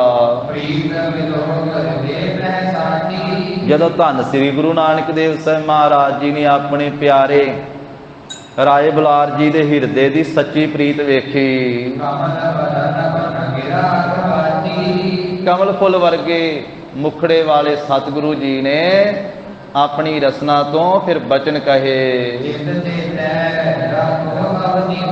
ਆਖਿਆ ਇਹ ਰਾਏ ਜੀ, ਆਪਣੇ ਚਿੱਤ ਦੇ ਵਿੱਚ ਸਾਨੂੰ ਚੇਤੇ ਰੱਖੋ, ਸਾਨੂੰ ਯਾਦ ਰੱਖੋ ਆਪਣੇ ਚਿੱਤ ਦੇ ਵਿੱਚ। ਰਾਏ ਜੀ, ਮੈਂ ਤਾਂ ਸਦਾ ਹੀ ਤੁਹਾਡੇ ਨਾਲ ਹਾਂ, ਮੈਂ ਤੇ ਸਦਾ ਹੀ ਤੁਹਾਡੇ ਨੇੜੇ ਰਹਿੰਦਾ ਹਾਂ, ਤੁਸੀਂ ਆਪਣੇ ਚਿੱਤ ਵਿੱਚ ਮੈਨੂੰ ਚੇਤੇ ਰੱਖੋ, ਮੈਂ ਸਦਾ ਹੀ ਤੁਹਾਡੇ ਅੰਗ ਸੰਗ ਹਾਂ। ਇਸ ਤਰੀਕੇ ਦੇ ਨਾਲ ਰਾਏ ਬੁਲਾਰ ਜੀ ਦੇ ਹਿਰਦੇ ਵਿੱਚ ਧੀਰਜ ਦੇ ਕਰਕੇ ਫਿਰ ਆਪਣੇ ਘਰ ਵਿੱਚ ਆ ਗਏ। ਗੁਣਾਂ ਦੇ ਸਾਗਰ, ਮਹਾਨ ਗੁਣਾਂ ਵਾਲੇ ਮਾਤਾ ਜੀ ਮਿਲੇ। ਧੰਨ ਮਾਤਾ ਤ੍ਰਿਪਤਾ ਜੀ, ਨਾਨਕ ਜਨਨੀ ਧੰਨੀ ਮਾਏ, ਧੰਨ ਜਨਨੀ ਜਿਨ ਜਾਇਆ, ਧੰਨ ਪਿਤਾ ਪ੍ਰਧਾਨ। ਮਾਤਾ ਜੀ ਹਿਰਦੇ ਦਾ ਪ੍ਰੇਮ ਵਧਾ ਕਰਕੇ ਮਿਲੇ ਹਨ, ਕਿਉਂਕਿ ਹੁਣ ਸਤਿਗੁਰੂ ਜੀ ਆਉਣ ਲੱਗੇ ਆ ਨਾ, ਹੁਣ ਚੱਲਣ ਲੱਗੇ ਆਪਣੇ ਘਰ ਤੋਂ ਇੱਧਰ ਸੁਲਤਾਨਪੁਰ ਲੋਧੀ ਦੀ ਧਰਤੀ ਤੇ ਆਉਣ ਵਾਸਤੇ, ਤੇ ਮਾਤਾ ਜੀ ਨੂੰ ਮਿਲੇ ਆ ਬੜੇ ਪ੍ਰੇਮ ਦੇ ਨਾਲ। ਮਾਤਾ ਜੀ ਬਹੁਤਾ ਪ੍ਰੇਮ ਵਧਾ ਕੇ ਮਿਲੇ ਆ, ਤੇ ਮਾਤਾ ਜੀ ਦੀ ਕਹਿੰਦੇ ਉਸ ਵੇਲੇ ਇਸ ਤਰ੍ਹਾਂ ਦੀ ਹਾਲਤ ਹੈ। ਕਵੀ ਜੀ ਆਪਣੇ ਵੱਲੋਂ ਉਦਾਹਰਨ ਦੇ ਰਹੇ ਆ, ਕਹਿੰਦੇ ਦਿਸ਼ਰਤ ਬਸ਼ ਜਿਉ ਧੇਨ ਲਵਾਈ, ਜਿਵੇਂ ਕੋਈ ਲਵੇਰੀ ਗਊ ਉਹਦਾ ਬੱਚਾ, ਉਹਦਾ ਵੱਛਾ ਜਿਹੜਾ ਹੈ ਉਹ ਵਿਛੜਦਾ ਹੈ ਤੇ ਉਹਦੀ ਜੋ ਹਾਲਤ ਹੁੰਦੀ ਹੈ। ਅਸੀਸ ਦਿੰਦੇ ਹੋਏ ਆ ਮਾਤਾ ਜੀ ਨੇ ਮੱਥਾ ਪਲੋਸਿਆ ਹੈ, ਤੇ ਮਾਣੀ ਮਨ ਦੇ ਵਿੱਚ ਧੰਨ ਮਾਤਾ ਤ੍ਰਿਪਤਾ ਜੀ ਸ੍ਰੀ ਜਗਤ ਦੇ ਮਾਲਕ ਪਰਮੇਸ਼ਰ ਜੀ ਨੂੰ ਮਨਾ ਰਹੇ ਆ, ਪ੍ਰਭੂ ਅੱਗੇ ਅਰਦਾਸ ਕਰ ਰਹੇ ਹਨ। ਆਖਿਆ ਹੇ ਜਗ ਦੇ ਮਾਲਕਾ, ਮੇਰੇ ਪੁੱਤਰ ਨਾਨਕ ਦੀ ਰਾਜੀ ਖੁਸ਼ੀ ਰਵੇ, ਮੇਰਾ ਪੁੱਤਰ ਨਾਨਕ ਤੰਦਰੁਸਤ ਰਵੇ। ਜਿਵੇਂ ਮਾਤਾ ਦੀ ਆਸਾ ਹੁੰਦੀ, ਮਾਤਾ ਦਾ ਪ੍ਰੇਮ ਹੁੰਦਾ ਹੈ ਕਿ ਮੇਰੇ ਪੁੱਤਰ ਦੀ ਸਭ ਸਮੇਂ ਵਿੱਚ ਆਪ ਜੀ ਰੱਖਿਆ ਕਰਿਓ, ਇਹ ਸਭ ਸਮੇਂ ਤੰਦਰੁਸਤ ਰਵੇ।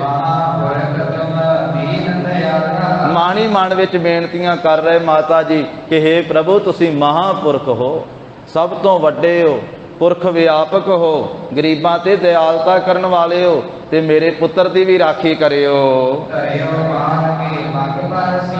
ਹੁਣ ਚੱਲਣ ਲੱਗਿਆਂ ਆਪਣੇ ਮਾਤਾ ਜੀ ਦੇ ਚਰਨਾਂ ਤੇ ਸਿਰ ਰੱਖ ਦਿੱਤਾ, ਧੰਨ ਸ੍ਰੀ ਗੁਰੂ ਨਾਨਕ ਸਾਹਿਬ ਮਹਾਰਾਜ ਜੀ।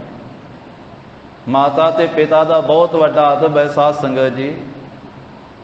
ਸ੍ਰੀਮਾਨ ਭਾਈ ਗੁਰਦਾਸ ਸਾਹਿਬ ਜੀ ਨੇ ਆਪਣੀਆਂ ਵਾਰਾਂ ਵਿੱਚ ਕਥਨ ਕੀਤਾ ਹੈ, ਮਾਂ ਪਿਓ ਪਰ ਹਰ ਸੁਣੇ ਵੇਦ, ਭੇਦ ਨਾ ਜਾਣੈ ਕਥਾ ਕਹਾਣੀ।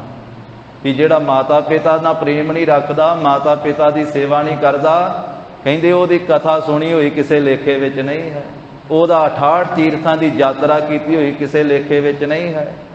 ਘਰ ਵਿੱਚ ਮਾਤਾ ਪਿਤਾ ਹੈ ਤੇ ਮਾਤਾ ਪਿਤਾ ਦੇ ਚਰਨੀ ਹੱਥ ਵੀ ਲਾਉਣਾ ਚਾਹੀਦਾ, ਮਾਤਾ ਪਿਤਾ ਨੂੰ ਸੇਵਾ ਵੀ ਕਰਨੀ ਚਾਹੀਦੀ, ਮਾਤਾ ਪਿਤਾ ਦੀ ਆਗਿਆ ਵੀ ਮੰਨਣੀ ਚਾਹੀਦੀ। ਗੁਰੂ ਸਾਹਿਬ ਜੀ ਦੇ ਪਵਿੱਤਰ ਇਤਿਹਾਸ ਤੋਂ ਵੇਖੋ ਕਿੱਡੀ ਵੱਡੀ ਸਿੱਖਿਆ ਮਿਲਦੀ ਹੈ। ਜਗਤ ਦੇ ਗੁਰੂ ਧੰਨ ਸ੍ਰੀ ਗੁਰੂ ਨਾਨਕ ਦੇਵ ਸਾਹਿਬ ਮਹਾਰਾਜ ਆਪਣੇ ਮਾਤਾ ਜੀ ਦੇ ਚਰਨਾਂ ਦੇ ਉੱਤੇ ਸੀਸ ਰੱਖ ਦਿੱਤਾ ਹੈ। ਹੁਣ ਆਪਣੇ ਘਰੋਂ ਆਪਣੇ ਪਿਤਾ ਜੀ ਨੂੰ ਵੀ ਮਿਲੇ ਆ ਮਹਾਰਾਜ ਸਾਹਿਬ ਜੀ, ਸਾਰੇ ਪਰਿਵਾਰ ਨੂੰ ਮਿਲੇ ਆ, ਤੇ ਆਪਣੇ ਘਰ ਤੋਂ ਬਾਹਰ ਨਿਕਲੇ ਹਨ ਜਗਤ ਦੇ ਈਸ਼ਵਰ। ਜੋ ਨਗਰ ਦੇ ਜਿੰਨੇ ਪ੍ਰੇਮੀ ਸੀ ਨਾ, ਉਹ ਸਾਰੇ ਪ੍ਰੇਮੀਆਂ ਨੂੰ ਪਤਾ ਲੱਗਾ ਵੀ ਮਹਾਰਾਜ ਤਾਂ ਚੱਲੇ ਹੁਣ ਫਿਰ ਵਾਪਸ ਸੁਲਤਾਨਪੁਰ ਲੋਧੀ। ਸਾਰੇ ਪ੍ਰੇਮੀ ਆ ਕਰਕੇ ਮਿਲੇ, ਸਾਰਿਆਂ ਨੇ ਆ ਕਰਕੇ ਗੁਰੂ ਸਾਹਿਬ ਜੀ ਦੇ ਚਰਨ ਪਰਸੇ। ਮਹਾਰਾਜ ਸਾਹਿਬ ਜੀ ਰੋਕਦੇ ਵੀ ਆ, ਪਰ ਉਹ ਪ੍ਰੇਮੀ ਜਿੰਨੇ ਉਹ ਪ੍ਰੇਮ ਨਾਲ ਮਹਾਰਾਜ ਦੇ ਚਰਨਾਂ ਨੂੰ ਹੱਥ ਲਾ ਕੇ ਮਸਤਕ ਨੂੰ ਲਾਉਂਦੇ, ਮਹਾਰਾਜ ਦੇ ਚਰਨ ਪਰਸ ਪਰਸ ਕੇ ਹਾਣੀ ਜਿੰਨੇ ਆ ਹੋਰ ਪ੍ਰੇਮੀ ਆ ਉਹ ਵਾਪਸ ਕਹਿੰਦੇ ਮੁੜੇ ਹਨ। ਸਤਿਗੁਰੂ ਜੀ ਆਪਣੇ ਵਾਹਨ ਦੇ ਉੱਤੇ ਸਵਾਰੀ ਦੇ ਉੱਤੇ ਅਸਵਾਰ ਹੋ ਗਏ। ਮਾਲਕ ਜੀ ਜੋ ਦੀਨਾਂ ਦੇ ਬੰਧੂ ਆ, ਗਰੀਬਾਂ ਦੇ ਰਿਸ਼ਤੇਦਾਰ ਆ, ਮਹਾਨ ਪ੍ਰਭਤਾ ਵਾਲੇ ਤੇ ਅੰਦਰ ਦੀਆਂ ਜਾਣਨ ਵਾਲੇ ਹਨ। ਹੁਣ ਪਿਤਾ ਜੀ ਤੋਰਦਿਆਂ ਨਾਲ ਸਿੱਖਿਆ ਵੀ ਦੇ ਰਹੇ ਆ। ਪੁੱਤਰ ਜੀ ਅਸਵਾਰ ਹੋ ਗਏ ਆ ਸਵਾਰੀ ਤੇ ਪਿਤਾ ਮਹਿਤਾ ਕਲਿਆਣ ਚੰਦ ਜੀ ਤੋਰਦਿਆਂ ਹੋਇਆਂ ਸਿੱਖਿਆ ਦੇ ਰਹੇ, ਬਹੁਤੀ ਜ਼ਿਆਦੀ। ਕਿਹੜੀ ਸਿੱਖਿਆ ਦੇ ਰਹੇ ਆ ਪਿਤਾ ਮਹਿਤਾ ਕਲਿਆਣ ਚੰਦ ਜੀ? ਕਹਿੰਦੇ ਵੀ ਧਨ ਦੀ ਖੱਟੀ ਕਰਨ ਵਾਲੀ, ਧਨ ਨੂੰ ਕਮਾਉਣ ਵਾਲੀ ਜਿਹੜੀ ਬੜੀ ਸੋਹਣੀ ਸਿੱਖਿਆ ਹੈ ਨਾ, ਵੀ ਜਿਹਦੇ ਨਾਲ ਬਹੁਤਾ ਧਨ ਕਮਾਇਆ ਜਾਵੇ, ਬਹੁਤੇ ਰੁਪਈਏ ਇਕੱਠੇ ਕੀਤੇ ਜਾਣ, ਇਹ ਸਿੱਖਿਆ ਪਿਤਾ ਜੀ ਦਿੰਦੇ ਹਨ। ਉਹ ਕਿਵੇਂ ਦਿੰਦੇ? ਅੱਗੇ ਆ ਰਿਹਾ ਹੈ।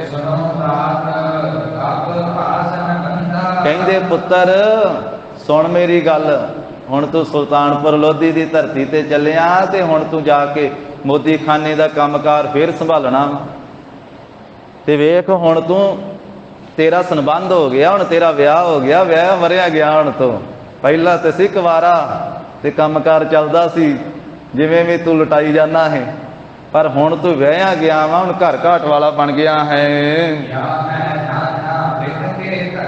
ਪੁੱਤਰ ਜਦੋਂ ਵਿਆਹ ਹੋ ਜਾਵੇ ਨਾ, ਫਿਰ ਕਈ ਤਰ੍ਹਾਂ ਦੇ ਧੰਦੇ ਹੁੰਦੇ ਆ, ਕਈ ਤਰ੍ਹਾਂ ਦੇ ਫਿਰ ਇਹ ਮਾਇਆ ਦੇ ਖਰਚੇ ਹੁੰਦੇ ਆ ਘਰ ਦੇ ਵਿੱਚ। घर दे धंधे वध जाते आ, फिर आउणा जाना वध जाता वा रिश्तेदारी दे विच। इस करके घर दे धंधे जिहड़े वध जाते जदों विआहिया जाता है इंसान। ते पुत्र हुण ध्यान रखना है, ख्याल रखना है कि हुण मैं विआहिया गया वां, इस करके बहुता धन इकट्ठा करी। हुण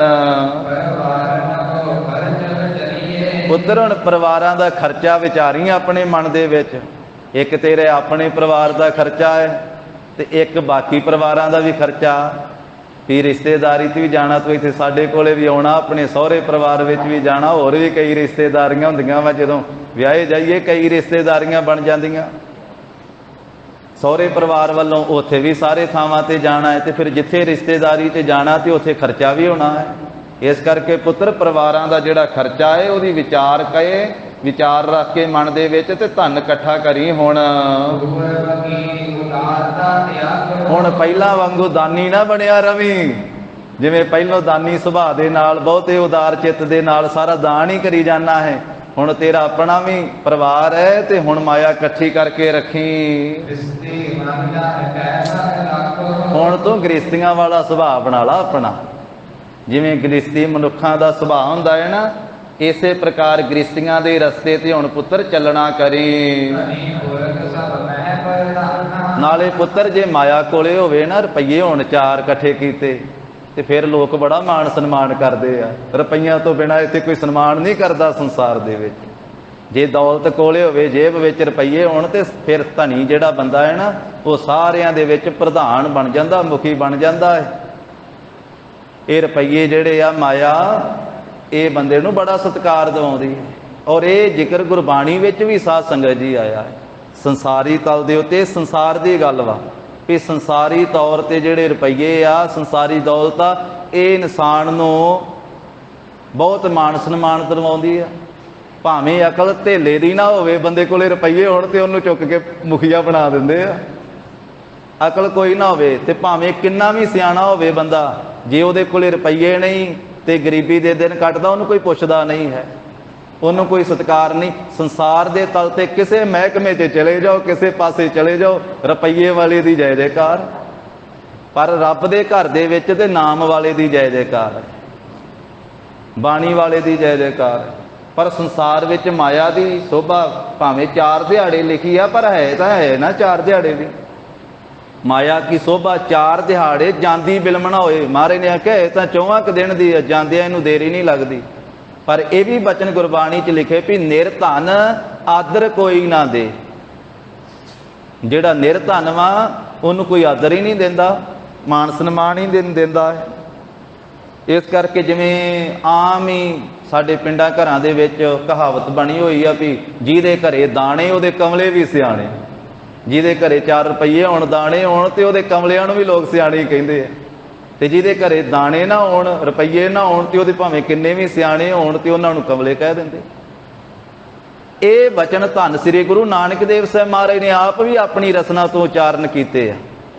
दखणी ओंकार बाणी दे विच गुरु ग्रंथ साहिब जी दे अंदर अंकित वा। महाराज कहंदे आथ होए तां मुग्ध सियाना। आथ नाम है माया दा।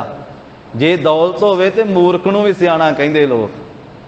रुपये दा इस प्रकार दी हालत है संसार दे विच। वो पिता जी समझा रहे आ संसारी तौर ते, कहंदे पुत्र भी हुण गृहस्थियां दे रस्ते ते तू चली। धनी पुरख सब मह प्रधाना। जिहदे कोल धन होवे वो सारियां दे विच फिर मुखिया बन जांदा, प्रधान बन जांदा है।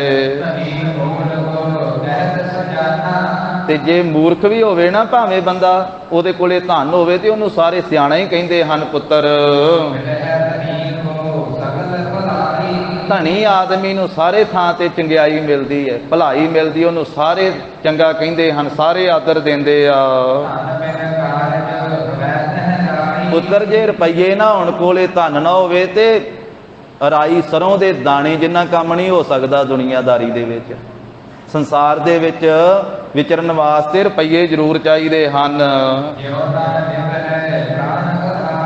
ਪੁੱਤਰ ਜਿਵੇਂ ਸਰੀਰ ਸਾਡਾ ਪ੍ਰਾਣਾਂ ਦੇ ਆਸਰੇ ਦੇ ਨਾਲ ਨਿਭਦਾ ਹੈ, ਪ੍ਰਾਣਾਂ ਦੇ ਆਸਰੇ ਨਾਲ ਚੱਲਦਾ ਹੈ, ਭਾਵ ਸਰੀਰ ਨੂੰ ਪ੍ਰਾਣਾਂ ਨੇ ਆਸਰਾ ਦਿੱਤਾ ਹੋਇਆ ਹੈ। ਜੋ ਧਨ ਤੇ ਸਭ ਜਗ ਵਿਵਹਾਰਾ ਤੇ ਇਸੇ ਤਰ੍ਹਾਂ ਹੀ ਸੰਸਾਰ ਦੇ ਵਿੱਚ ਧਨ ਦੌਲਤ ਦੇ ਨਾਲ ਹੀ ਸਾਰੇ ਕੰਮ ਚੱਲਦੇ, ਸਾਰੇ ਵਿਵਹਾਰ ਹੁੰਦੇ ਹਨ। ਜਿਉ ਜਲਹੀਨ ਨ ਤਾਲ ਸਵਾਵਾ ਪੁੱਤਰ ਜੇ ਤਾਲ ਦੇ ਵਿੱਚ ਪਾਣੀ ਨਾ ਹੋਵੇ ਤੇ ਪਾਣੀ ਤੋਂ ਬਿਨਾ ਤਲਾ ਜਿਹੜਾ ਹੈ ਉਹ ਸੋਭਨੀਕ ਨਹੀਂ ਹੁੰਦਾ। ਜਿਉ ਧਨ ਬਿਨ ਨਰ ਸ਼ੋਭ ਨ ਪਾਵਾ ਇਸੇ ਤਰ੍ਹਾਂ ਮਨੁੱਖ ਧਨ ਤੋਂ ਬਿਨਾ, ਦੌਲਤ ਤੋਂ ਬਿਨਾ ਸੰਸਾਰ ਵਿੱਚ ਸ਼ੋਭਾ ਨਹੀਂ ਪਾਉਂਦਾ। ਅਜਲ ਮੇਘ ਬਿਨ ਲਿਉ ਕ੍ਰਿਤ ਨਾਹੀ ਪੁੱਤਰ ਪਾਣੀ ਵਾਲੇ ਬੱਦਲਾਂ ਤੋਂ ਬਿਨਾ ਜਿਵੇਂ ਖੇਤੀ ਨਹੀਂ ਹੁੰਦੀ ਹੈ, ਪਾਣੀ ਵਾਲੇ ਬੱਦਲ ਆਉਣ ਤੇ ਉਹ ਮੀਂਹ ਪਾ ਕੇ ਜਾਣ ਤੇ ਫਿਰ ਖੇਤੀ ਹੁੰਦੀ ਹੈ। ਧਨ ਬਹੀਨ ਸ਼ੋਭਨ ਜਨ ਆਹੀ ਇਸੇ ਤਰ੍ਹਾਂ ਰੁਪਈਆਂ ਤੋਂ ਬਿਨਾ, ਦੌਲਤ ਤੋਂ ਬਿਨਾ ਸੰਸਾਰ ਦਾ ਕੋਈ ਕੰਮ ਨਹੀਂ ਹੁੰਦਾ ਮੇਰੇ ਪੁੱਤਰ। ਇਸ ਕਰਕੇ ਰੁਪਈਏ ਇਕੱਠੇ ਕਰਕੇ ਰੱਖ, ਹੁਣ ਮੋਦੀ ਖਾਨੇ ਚੋਂ ਐਵੇਂ ਦਾਨ ਹੀ ਨਾ ਕਰੀ ਜਾਵੀਂ, ਹੁਣ ਜੋੜ ਕੇ ਰੱਖੀ ਰੁਪਈਏ। ਜਾ ਕਿਰਤ ਨਾਨਾ ਜੁਗਤ ਗੁਜ਼ਰ ਕੈ ਇਸ ਪ੍ਰਕਾਰ ਪਿਤਾ ਮਹਿਤਾ ਕਲਿਆਣ ਚੰਦ ਜੀ ਨੇ ਅਨੇਕਾਂ ਜੁਗਤੀਆਂ, ਅਨੇਕਾਂ ਦ੍ਰਿਸ਼ਟਾਂਤ, ਅਨੇਕਾਂ ਦਲੀਲਾਂ ਦੇ ਕਰਕੇ ਵੀ ਇਸ ਤਰ੍ਹਾਂ ਰੁਪਈਏ ਇਕੱਠੇ ਕਰ। ਸਮਝਾਵਤ ਕਾਲ ਹਿਤ ਕਰ ਕੈ ਪਿਤਾ ਮਹਿਤਾ ਕਲਿਆਣ ਚੰਦ ਜੀ ਨੇ ਬੜਾ ਹਿੱਤ ਕਰਕੇ ਸਮਝਾਇਆ ਹੈ। ਆਵਰ ਭਾਗਤ ਬਚਨ ਜਥਾਰੀ ਆਪ ਜੀ ਫਿਰ ਬੋਲੇ ਚੱਲਦੇ ਹੋਏ, ਕਹਿਣ ਲੱਗੇ ਪਿਤਾ ਜੀ ਜਿਵੇਂ ਆਪ ਜੀ ਦੇ ਯਥਾਰਥ ਬਚਨ ਹਨ, ਭਲੀ ਬਾਤ ਕਿਤ ਕਰੋ ਤਥਾਰੀ ਪਿਤਾ ਜੀ ਆਪ ਜੀ ਦੀ ਇਹ ਜੋ ਗੱਲਬਾਤ ਹੈ ਬੜੀ ਚੰਗੀ ਹੈ, ਆਪ ਜੀ ਨੇ ਬਹੁਤ ਚੰਗੀ ਸਿੱਖਿਆ ਦਿੱਤੀ ਹੈ ਤੇ ਭਲਾ ਹੈ ਪਿਤਾ ਜੀ, ਜਿਵੇਂ ਆਪ ਜੀ ਨੇ ਆਖਿਆ ਇਸੇ ਤਰ੍ਹਾਂ ਹੀ ਕਰਾਂਗਾ, ਇਸੇ ਤਰ੍ਹਾਂ ਹੀ ਹੋਵੇਗਾ। ਅਸ ਕੈ ਕੀਨੀ ਗੁਣ ਬਲ ਬੰਦਨ ਇਸ ਤਰ੍ਹਾਂ ਕਹਿ ਕੇ ਆਪਣੇ ਪਿਤਾ ਜੀ ਦੇ ਚਰਨਾਂ ਤੇ ਵੀ ਸਿਰ ਰੱਖ ਕੇ ਬੰਦਨਾ ਕੀਤੀ। ਆਪਣੇ ਮਾਰਗ ਲੋਕ ਨਿਕੰਦਨ ਫਿਰ ਮੁਕਤੀ ਦੇ ਦਾਤੇ, ਦੁੱਖਾਂ ਨੂੰ ਕੱਟਣ ਵਾਲੇ ਰਸਤੇ ਤੇ ਚੱਲ ਪਏ। ਬੰਦ ਸੁਲਖਣੀ ਸਾਸੂ ਜਨਾ ਧੰਨ ਮਾਤਾ ਸੁਲੱਖਣੀ ਜੀ ਨੇ ਵੀ ਆਪਣੇ ਸੱਸ ਮਾਤਾ ਜੀ ਦੇ ਚਰਨਾਂ ਤੇ ਨਮਸਕਾਰ ਕੀਤੀ। ਜਿਤ ਸਨੇਹ ਸੰਗ ਕਰ ਕਰਨਾ ਮਿਲਦਿਆਂ ਹੋਇਆਂ ਬਹੁਤੇ ਸਨੇਹ ਦੇ ਨਾਲ, ਬਹੁਤੇ ਕਿਰਪਾ ਦੇ ਨਾਲ ਧੰਨ ਮਾਤਾ ਤ੍ਰਿਪਤਾ ਜੀ ਮਿਲੇ ਆ ਆਪਣੀ ਨਹੁੰ ਸ੍ਰੀ ਸੁਲੱਖਣੀ ਜੀ ਦੇ ਤਾਈ।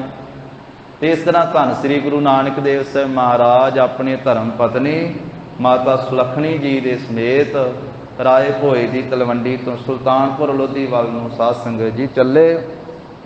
ਫਿਰ ਮਹਾਰਾਜ ਸਾਹਿਬ ਜੀ ਇੱਥੇ ਪਹੁੰਚ ਕੇ ਜਿਵੇਂ ਗਰੀਬ ਨਵਾਜ ਨੇ ਮੋਦੀਖਾਨਾ ਕੀਤਾ, ਫਿਰ ਗਰੀਬਾਂ ਦੀਆਂ ਝੋਲੀਆਂ ਕਿਵੇਂ ਭਰੀਆਂ, ਉਹ ਅੱਗੇ ਸਾਧ ਸੰਗਤ ਜੀ ਸਾਰਾ ਇਤਿਹਾਸ ਆਵੇਗਾ। ਗੁਰੂ ਜੀ ਦੇ ਪਾਵਨ ਇਤਿਹਾਸ ਦੀ ਵਿਚਾਰ ਸਾਂਝੀ ਕਰਦੇ ਹਾਂ। ਹੋਈਆਂ ਬੇਅੰਤ ਭੁੱਲਾਂ ਚੁੱਕਾਂ ਦੀ ਸਤਿਗੁਰੂ ਜੀ ਗੁਰ ਸੰਗਤ ਜੀ ਖਿਮਾ ਦੇਣੀ, ਅੱਗੇ ਵਾਸਤੇ ਸਮੱਤ ਬਖਸ਼ਣੀ। ਆਪ ਜੀ ਦੀ ਸੇਵਾ ਦੇ ਵਿੱਚ ਅਦਬ ਸਹਿਤ ਬੇਨਤੀ ਹੈ, ਜਗਤ ਗੁਰੂ ਜੀ ਦਾ ਵਿਆਹ ਗੁਰਪੁਰਬ ਜੋ 3 ਤਰੀਕ ਨੂੰ ਆ ਰਿਹਾ ਹੈ ਸਾਧ ਸੰਗਤ ਜੀ, 1 ਤਰੀਕ ਨੂੰ ਸੰਗਤਾਂ ਬਟਾਲੇ ਦੀ ਧਰਤੀ ਤੋਂ ਚੱਲ ਕੇ ਸ਼ਾਮ ਨੂੰ ਇੱਥੇ ਪਹੁੰਚਣਗੀਆਂ। 1 ਤਰੀਕ ਨੂੰ ਰਾਤ ਦਾ ਦੀਵਾਨ ਭਾਈ ਮਰਦਾਨਾ ਜੀ ਦੀਵਾਨ ਹਾਲ ਦੇ ਵਿੱਚ ਸਜੇਗਾ। 2 ਤਰੀਕ ਨੂੰ ਸਵੇਰੇ 7 ਵਜੇ ਇਸੇ ਅਸਥਾਨ ਤੋਂ ਅਰਦਾਸ ਬੇਨਤੀ ਹੋ ਕੇ ਨਗਰ ਕੀਰਤਨ ਦੀ ਆਰੰਭਤਾ ਹੋਵੇਗੀ, ਜੋ ਬਟਾਲੇ ਦੀ ਧਰਤੀ 7 ਕਰਤਾਰੀਆ ਸਾਹਿਬ ਅਸਥਾਨ ਤੇ ਜਾ ਕੇ ਸਮਾਪਤੀ ਹੋਵੇਗੀ। 3 ਤਰੀਕ ਨੂੰ ਮਹਾਰਾਜ ਸਾਹਿਬ ਜੀ ਦਾ ਵਿਆਹ ਗੁਰਪੁਰਬ ਹੈ, ਜੋ 2 ਤਰੀਕ ਨੂੰ ਸਵੇਰੇ 7 ਵਜੇ ਨਗਰ ਕੀਰਤਨ ਆਰੰਭ ਹੋਣਾ ਹੈ। 7 ਵਜੇ ਤੋਂ ਪਹਿਲਾਂ ਗੁਰੂ ਦੀਆਂ ਸੰਗਤਾਂ ਨੇ ਆਪੋ ਆਪਣੇ ਸਾਧਨ ਲੈ ਕਰਕੇ ਜੋ ਮਹਾਰਾਜ ਨੇ ਬਖਸ਼ਿਸ਼ ਕੀਤੀਆਂ, ਗੱਡੀਆਂ ਬਖਸ਼ਿਸ਼ ਕੀਤੀਆਂ, ਟਰੈਕਟਰ ਟਰਾਲੀਆਂ, ਪਰਿਵਾਰਾਂ ਦੇ ਸਮੇਤ ਹਾਜ਼ਰੀ ਭਰ ਕੇ ਨਗਰ ਕੀਰਤਨ ਵਿੱਚ ਸ਼ਾਮਲ ਹੋ ਕਰਕੇ ਗੁਰੂ ਦੀਆਂ ਖੁਸ਼ੀਆਂ ਪ੍ਰਾਪਤ ਕਰਨੀਆਂ ਜੀ। ਇਹ ਆਪ ਜੀ ਦੀ ਸੇਵਾ ਵਿੱਚ ਅਦਬ ਸਹਿਤ ਬੇਨਤੀ ਹੈ ਜੀ। ਵਾਹਿਗੁਰੂ ਵਾਹਿਗੁਰੂ